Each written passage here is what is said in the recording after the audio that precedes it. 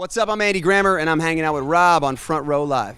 I was at the tour that you just recently did with Gavin DeGraw. Yeah, awesome, man. And that was my first time ever seeing you live. I've been a fan of your music, Cool, thank but I've you. never seen you live. And then the moment you hit the stage, I was like, damn, I'm hooked. Ah, thanks. Like I love Gavin, but you should have headlined. Dude, I appreciate it. He's a good friend of mine. Yeah, man, I think that live is like really is awesome. It's important, right? You hear somebody on the radio or you hear them through in passing or something. Right. You got to come like see them. I remember when I was in high school and you like walk by someone in the hall that you don't know, and you have like all these judgments about that person, and then you sit down at the table and you have like a conversation with them, and you're like, oh, dude, I didn't know you were like that. You know what I mean? And so I think a lot of people feel that. Yeah, people feel that way when they come see the show. And the band is like jumping around and freaking out. We really go for it. Well, the thing is, like, the record already sounds like full of energy and so much fun and all this. You can't expect it to like go any further than that, and then you see the live show and then you're like, damn. Yeah, and it's fun today. We just because this is kind of like a big deal for us. I live like 15 minutes from here. We just drove right over, so we got horns and we're ready to like go for it today. We all live in town. It's a big deal for us. We're psyched. That I'm excited to see that set tonight. Yeah, so let's talk about the new single that just dropped with Lunchmoney Lewis. I want to say this is your first feature. Yeah, first feature. Never had a rapper on before. Really, really great. You know, when you write a song like "Give Love" and you start thinking about like rappers, there's not like you start thinking like, all right, who's gonna fit on? There's probably plenty. It's just like my mind was racing to figure out who it was, and then we thought of Lunch, and we were like, oh, it's definitely him, and he crushed it. It's awesome. And did you go into the studio with him on this track? Was it separate? We like created the space for him and wrote a bunch of bass lines and got his section really tight and sent it off. And I was a little bit not like nervous, just like. Art isn't always like perfect, doesn't always work exactly like that. Right. And we sent it off, and what he sent back was so fresh. So it's great, man. It's really, really great. It's nice to hear that flavor on top of something that I'm doing. Right. No, definitely. And for starters, I mean, I love your writing. I love how you tell a story. You and Martin Johnson from Boys Like Girls are like one of my favorite writers because you guys know how to tell a story. You know what's funny with like lyrics, when you focus in too much so you can 100% understand what's going on, there's a fear that it gets cheesy.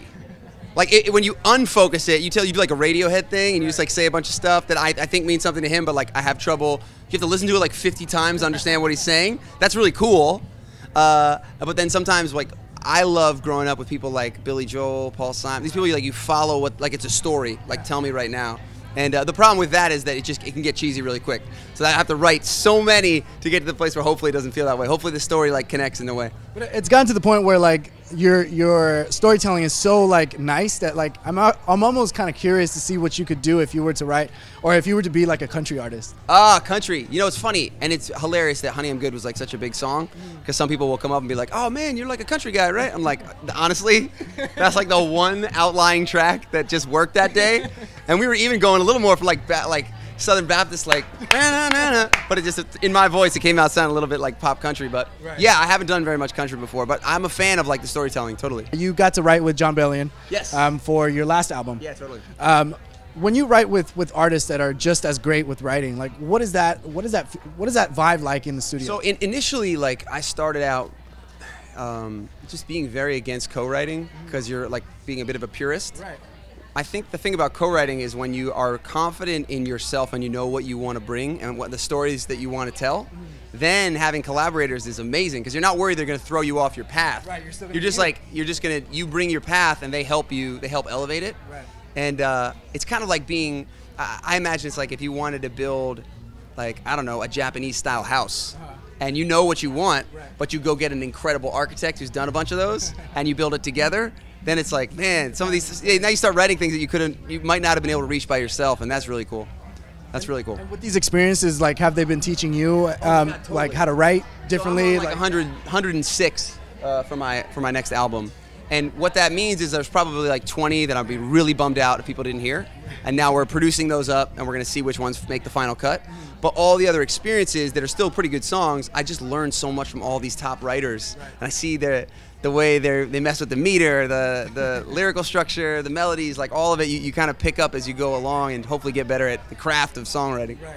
Now, as you mentioned, like meters, do you focus a lot on the production side of your work as well, or do you leave that to them? Totally. No. I mean, the hardest part is to get the songs, to get these stories, to get what you're saying to be correct, so that when people hear it, they feel it.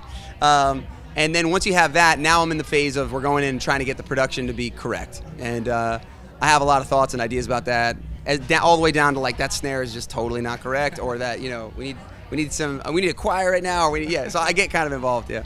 And how do you transition it from the album? Like I was saying earlier, the album sounds great and fantastic, but then you see yourself live and it's a completely different, like it's another machine. I just grew up kind of like as a street performer, so sometimes almost on my detriment. If I don't have you hooked, you're gonna leave. Right? So and I've had to learn how to like get off that a little bit, because you can't be coming from a place of fear. Right. But in the beginning, for 4 years of my career, was just like, if this isn't working for you, you're just gonna leave, and then I'm just gonna be standing playing to nobody. I think it was an interesting way to get started, because now when I go play a show, like I try to make just like we just keep coming at you and making it fun and interesting, and it's fast, and everything just keeps happening. So by the time it's over, hopefully you're like, holy shit, that was awesome, I had a great time,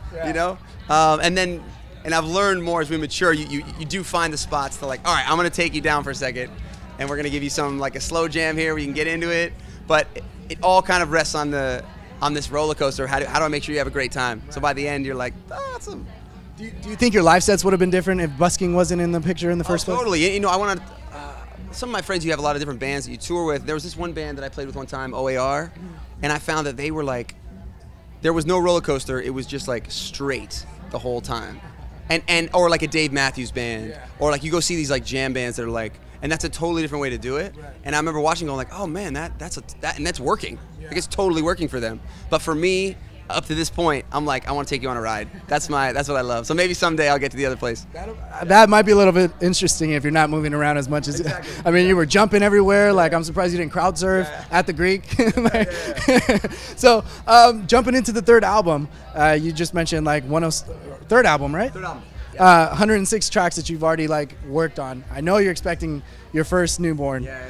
So I'm sure, like, I mean, all your music has always been happy and energetic. So how much has this experience right now like influenced the new record? Man, it's been really, really sweet. Just I've been saying the dictionary changes a little bit. All these words that you write, especially with love songs, there are going to be probably a couple love songs on the new album. It's going to be a little girl. Yeah. And depending, like if you say a certain lyric in this direction, like to your wife or to the girl that you're with, you say like, you and me will be always. You say like, that's a lyric. That's a cool lyric. It has power, and depending on how you lead up to it, it feels good. Right. If you sing it down to a little girl, you and me will be always. That's the same lyric, but intention and the whole thing is like, whoa, that's super fresh. And so I'm watching like words change. Man. That's been really fun. That's cool. I feel like everything's gonna change. Like the day she's born, like I feel like the way you write is gonna change. The way you tour your life is gonna change. Like I'm looking forward to that, man. I really am. It's been really fun up to this point, but it's change is good. I'm down. Let's do it. Now, aside from that change, what else is different on this time around on the record? Are you trying new instruments? Are you trying new things? I think really what it is, you just keep trying to be more and more vulnerable and getting closer and closer to the essence of what it means to be alive. And the problem is that a lot of what I've done so far has been very trying to get to the essence of what it means to be live when you're uplifting, happy, and trying to figure out, well, okay, so there's a lot of other colors. What do those sound like through me? So there's going to be, I think we did venture a little bit into some of the other colors of my life. Nice. And speaking of like happiness, like how are you able to maintain 2 albums already and multiple, tracks that you've released, and they're all like happy and energetic? Like we're going through rough times and they're still happy and energetic. How do you keep? I genuinely do believe that even something like tests, like when things are going shitty, that you grow from them. So like rarely in my life do I just go like, yeah, things suck. Right. I genuinely don't believe that. So then my music reflects that feeling. Right. I think that what's hard about that is that you have to find a way to make sure that when you're saying something about being uplifting or something positive, it has to be grounded and true. And I just find you have to write a lot of songs to get to those stories or those messages that are believable.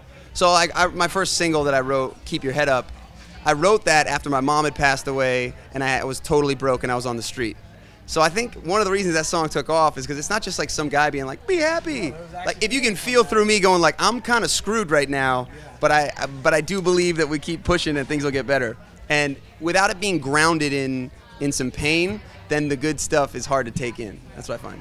And as you're writing 100 songs for 20 to choose from for a record, or 15 to choose from for a record, how do you see your writing like evolve? Like what have you seen, like how have you seen it growing the most? Yeah, you know, a lot of like I said, like getting to write with some of the greatest writers in the world, really. I mean, everybody's in LA, it's amazing. And one of the sweetest things about having some success is being able to collaborate with these high, like incredible minds. And again, like I said, you get to learn these little tricks about melody that I think are really fantastic. About, you know, when you start out, you just start singing things that work. And then when you're in the room with these masters, they'll say like very concrete things about, oh, you know, we should start here and end here because it'll make you feel this way. Right. And so that has been really, the last 100 songs, I feel like I've learned a little bit in that area. And then also just about trying to be more and more honest and letting people in as much as possible. Right. Yeah. Now we're here at the festival, first year for Pasadena to put this festival. It seems like it's going awesome. Seems like it's going really well. It's freaking hot. It is hot. Holy crap, man. It's gnarly hot, but I'm excited. What else can we expect for you right now? I know you've been on and off at a few dates in the past month. Probably looking, to me, as soon as I get this album locked in and done exactly how I want it to be, then we'll definitely tour it. We'll figure that out. I'm going to Australia. I'm touring Australia in October, and so maybe something after that or early next year. Awesome, dude. Well, thanks for hanging out with me. Thanks for continuing to make great music and keep doing those insane performances. I look forward to seeing that. You guys be sure to check out Andy Graham. The new single's out now. It's called Give Love. And you should pick it up because? Because we need that, right? Don't we all need to give a little more love right now? I feel like, you know? And it's his first feature. Yeah, go get it. Check it out. Thanks for watching.